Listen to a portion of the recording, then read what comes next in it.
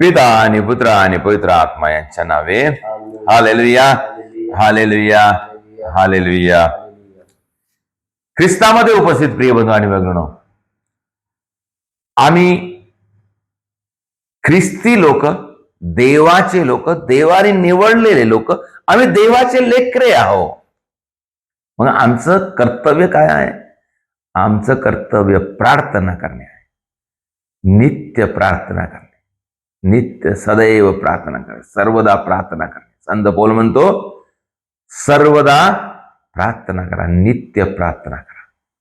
आम्ही प्रार्थना करणे, आणि हे प्रार्थना करणे फक्त प्रार्थना करणे एक एक काय म्हणतात, थोड्या वेळासाठी काहीतरी काम करणे नाही. प्रार्थना करणे म्हणजे आमचा प्रार्थनेचा स्वभाव बनला पाहिजे. प्रार्थना करणे म्हणजे आपला एक स्वभावामध्ये बनलं पाहिजे. आम्ही कधी कधी काय म्हणतो, तुझी हॉबी काय म्हणतो. हॉबी म्हणजे काय? एक विशेष छंद. माझा एक छंद आहे, विशेष छंद. मग ज्याला एक छंद आहे तो काय करतो, कुठून ना कुठून तरी थोडासा वेळ मिळाला तर त्याच्यामध्ये थोडंसं लक्ष लागेल.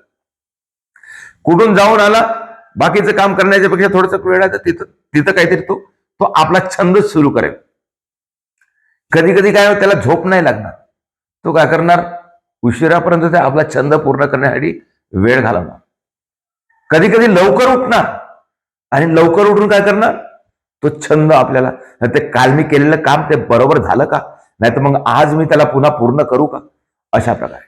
पुन्हा मग त्याच्यासाठी काहीतरी आपल्याला वस्तू पाहिजे, तर आम्ही त्याच्यासाठी मग त्याचा विचार करणार, मग त्याला घेण्यासाठी मग पैसा मिळवण्याचा प्रयत्न करणार. तो छंद आहे आपला, छंद.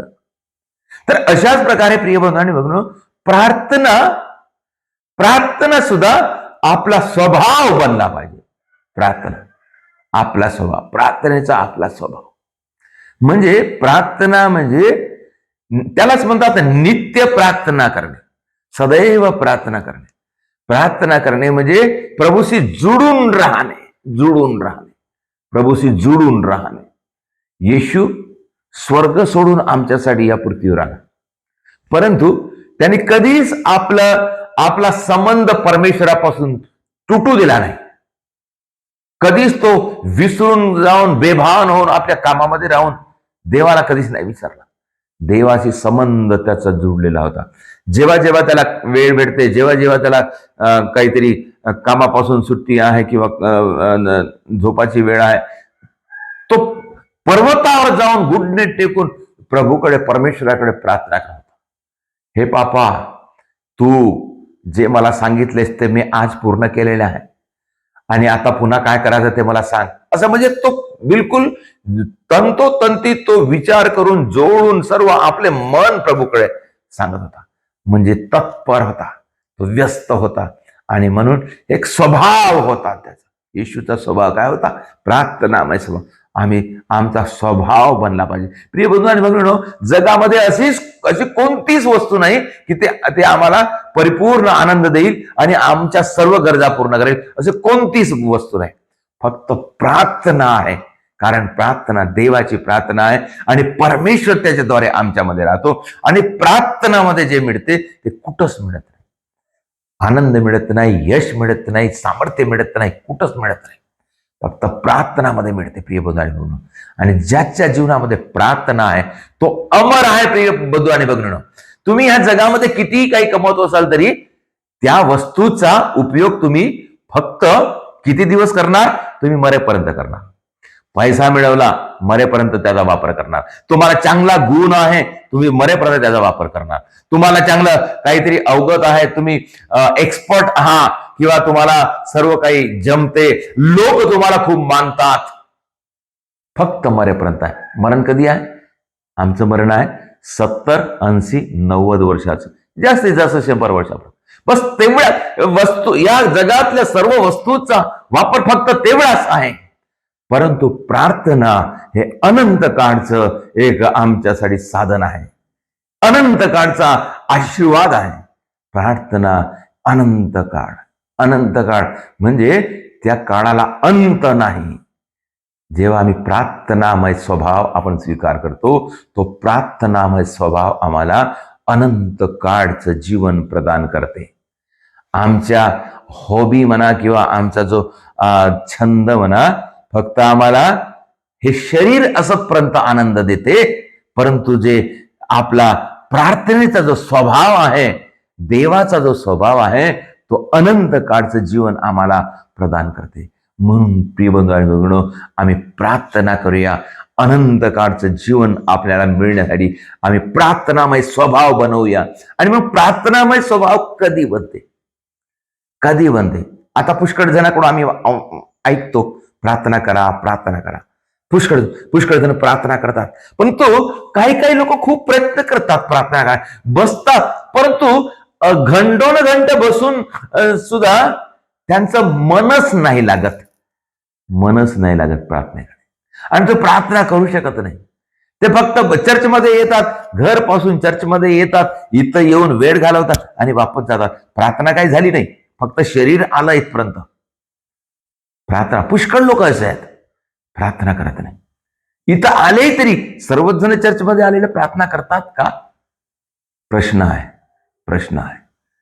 काही लोक इथं धड शरीर घेऊन येतात आणि सर्व विचार घरचे आहेत किंवा त्यांच्या छंदाचे आहेत. म्हणून प्रिय बंधू आणि भगिनींनो, खरी प्रार्थना काय आहे? खरी प्रार्थना काय? येशूने आपल्या शिष्यांना सांगितलं की तुम्ही जेव्हा प्रार्थना करता तेव्हा तुम्ही, हे आमच्या स्वर्गीय बापा, तुझे नाव पवित्र मानले जाओ, अशी प्रार्थना करा. म्हणजे काय करा? प्रार्थनामध्ये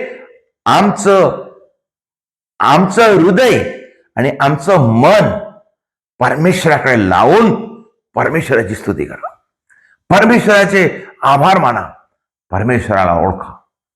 अशा प्रकारे प्रार्थना. आमचं मन लागलं पाहिजे.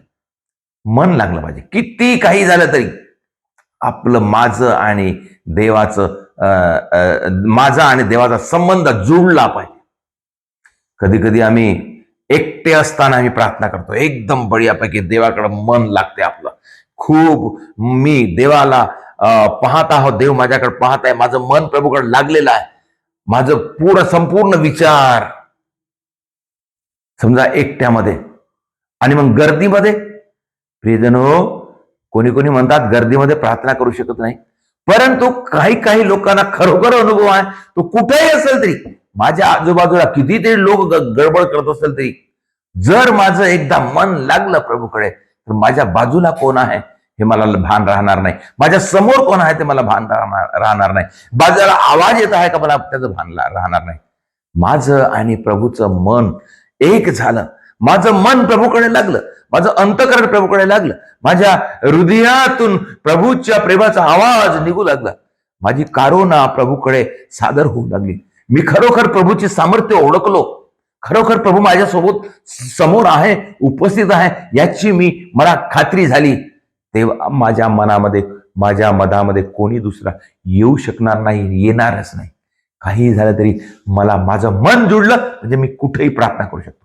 म्हणून सर्वात महत्वाची गोष्ट प्रिय बंधू आणि भगिनींनो, आमचं मन प्रभूकडे लावूया, मनाने, अंतकरणाने प्रार्थना करूया. थोडासा वेळ घालूया. बाकीच्या गोष्टी थोडा कमी झाल्या तर काय फरक पडत नाही. आपलं मन प्रभूकडे लागलं पाहिजे, आपलं अंतकरण प्रभूकडे लागलं पाहिजे. ज्याचं अंतकरण प्रभूकडे लागते, जो प्रभूची उपस्थिती ओळखते, तो असा साधा बसत नाही. जेव्हा प्रभूची उपस्थिती पाहिल्याबरोबर पटकन तो गुडणे टेकते, पटकन त्याचं मन लागते, पटकन त्याचे हात जुडतात, पटकन त्याच्या भावना वेगळ्या होतात. कोणाच्या? जो प्रभूकडे मन लावतो. म्हणून प्रिय बंधू आणि भगिनींनो, काही प्रार्थनामध्ये काही गोष्टी फार महत्वाच्या आहेत. सर्वात महत्वाची गोष्ट म्हणजे आम्ही आमचा प्रार्थनामय स्वभाव बनवूया आणि प्रभूशी जुळून राहूया आणि सदैव प्रार्थना करूया, प्रार्थनामय जीवन जगूया. प्रार्थना हे आम्हाला अनंत काळचं जीवनाकडे नेणारं साधन आहे. आणि म्हणून त्याच्यामध्ये प्रार्थना करूया आणि आमचं मन लावून, विश्वासाने मन लावून, हृदय लावून, आपला आत्मा आणि मन, चित्त लावून आपण प्रार्थना करूया. अशा प्रार्थनाने देव आम्हाला आशीर्वाद देतो आणि आमचं मन लागते. आणि जेव्हा असं मन लागून आम्ही प्रार्थना करतो तेव्हा आम्हाला दुसऱ्या कोणत्या गोष्टीचं भान राहणार नाही. अशा प्रकारे आम्ही प्रार्थना करूया, प्रार्थनामय समोर वाढूया आणि प्रार्थनामय जीवन जगूया आणि आम्हाला स्वर्गाकडे आपण वाटचाल करूया.